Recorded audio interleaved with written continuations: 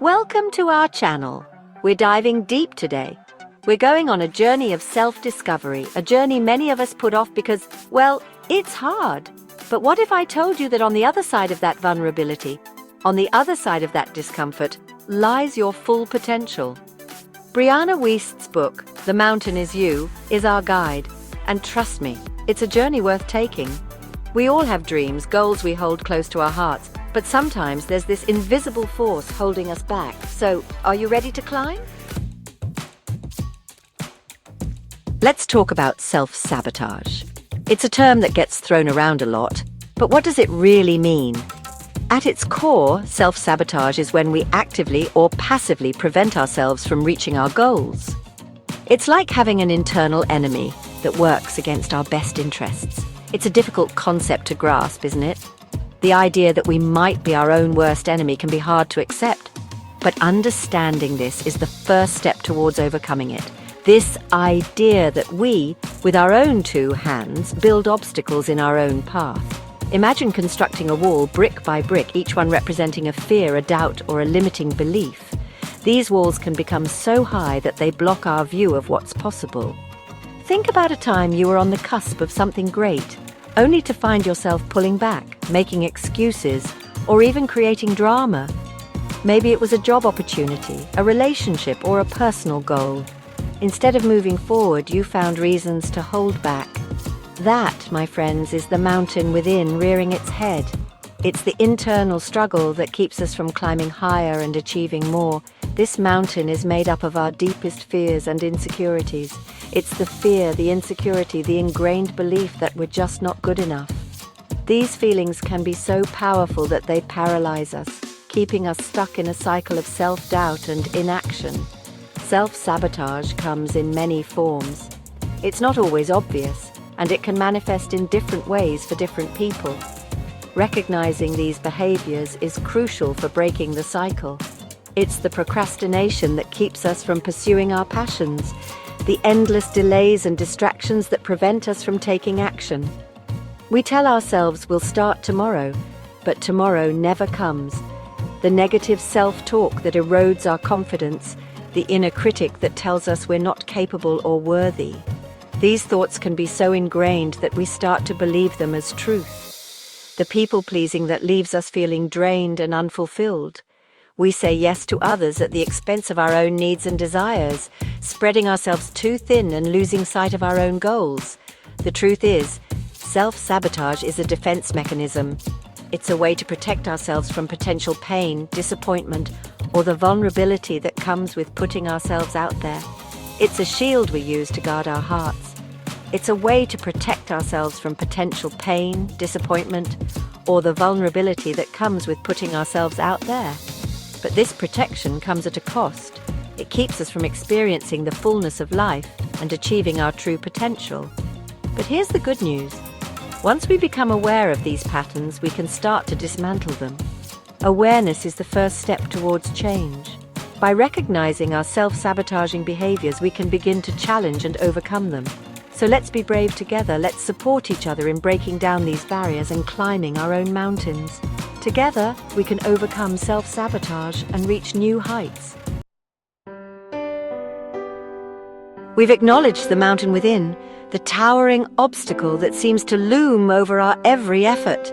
This mountain represents the self-sabotage that keeps us from reaching our full potential, the invisible force that holds us back just when we're about to make a breakthrough. But why do we do this to ourselves? Why do we create barriers that prevent us from achieving our dreams and goals? The answer, my friends, is complex and often rooted in our past experiences, our fears, and our deeply ingrained beliefs. It's about the stories we tell ourselves, the narratives that have been shaped by our upbringing, our culture, and our society. These stories can be powerful, often dictating how we see ourselves and what we believe we are capable of achieving.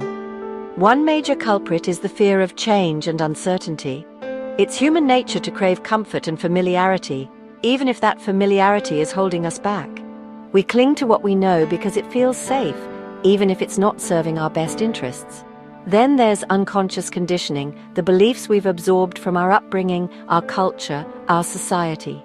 These beliefs can be so deeply ingrained that we don't even realize they're there, subtly influencing our thoughts and actions. Low self-worth and identity misalignment play a significant role as well. If we don't believe in ourselves, if we don't value our worth, we're more likely to sabotage our own success. We might not even try because we've convinced ourselves that we're not good enough. And let's not forget about the emotional addiction to struggle. We may unconsciously create problems in our lives because it's what we know, it's what feels familiar. Struggle becomes a part of our identity, and without it we might feel lost or unworthy. But here's the thing, we don't have to be defined by our past experiences.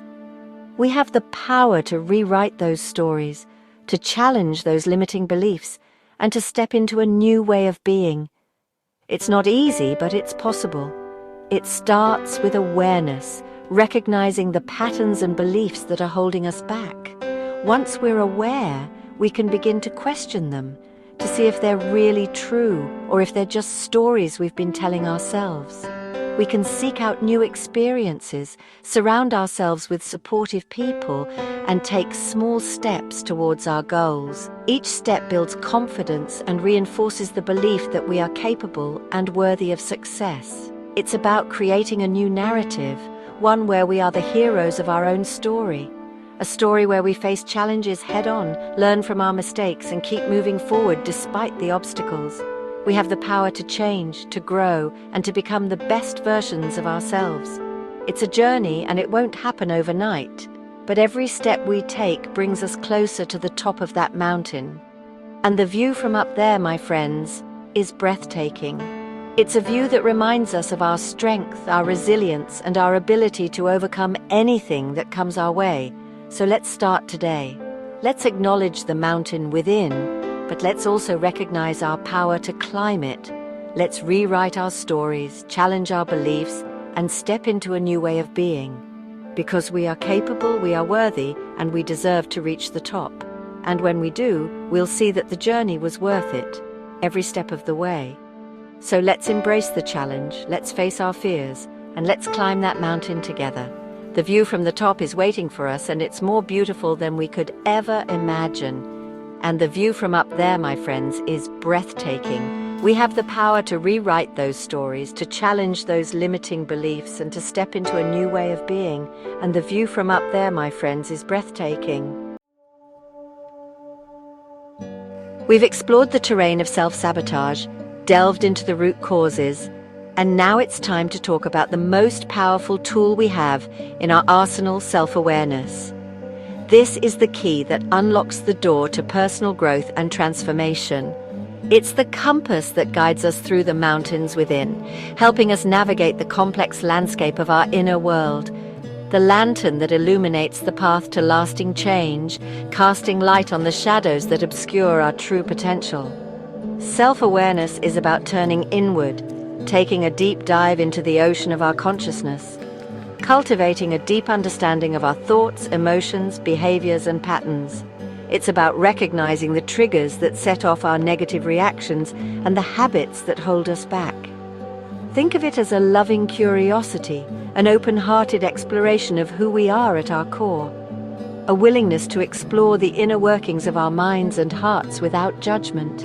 This gentle curiosity allows us to see ourselves clearly and compassionately.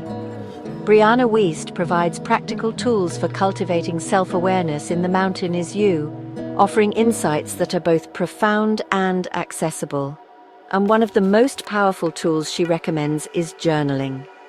Writing down our thoughts and feelings helps us to process and understand them better. Start by simply observing your thoughts and feelings without judgment. Allow yourself to be an impartial witness to your own inner experience.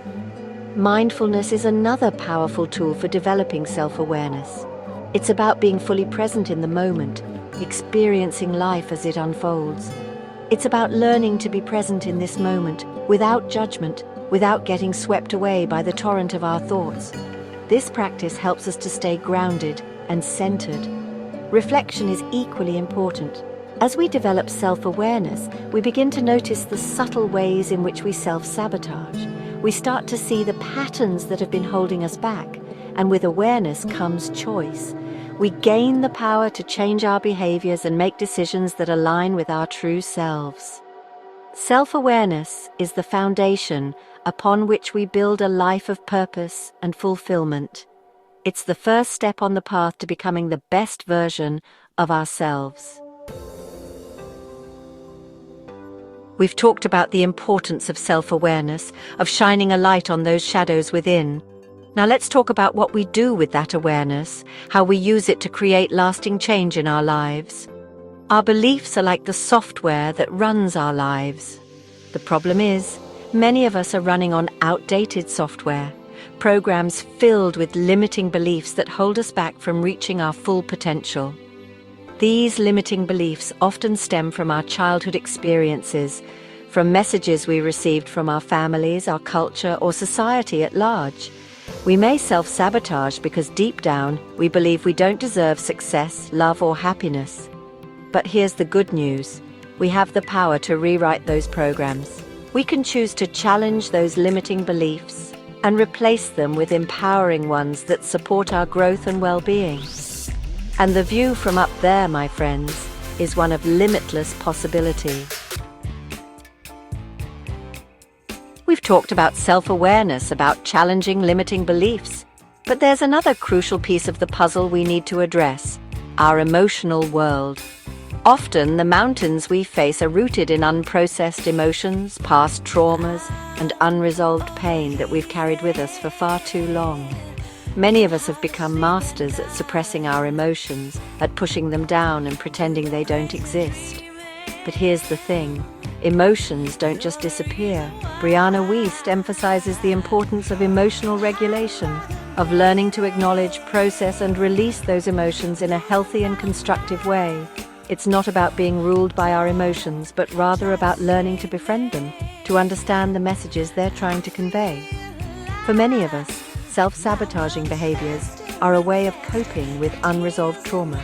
By learning to regulate our emotions, by addressing unresolved trauma, we begin to dismantle the mountains within from the inside out. As we wrap up our exploration of Brianna Wiest's powerful book, The Mountain Is You, I want to remind you that this is not the end. It's just the beginning of your journey toward self-discovery, toward dismantling those internal obstacles and stepping into the fullness of who you are meant to be. Remember, the mountain is not an obstacle. It is the path. It's in the climbing, in the facing of our fears, in the embracing of our imperfections, that we discover our true strength, our resilience, and our capacity for growth. If you found this exploration helpful, don't forget to like, subscribe, and hit the notification bell for more insightful content. We are all climbing our own mountains, and in sharing our stories, in supporting one another, we find the strength to keep going, to keep reaching for the summit. Until next time, keep climbing. And don't forget to like and subscribe.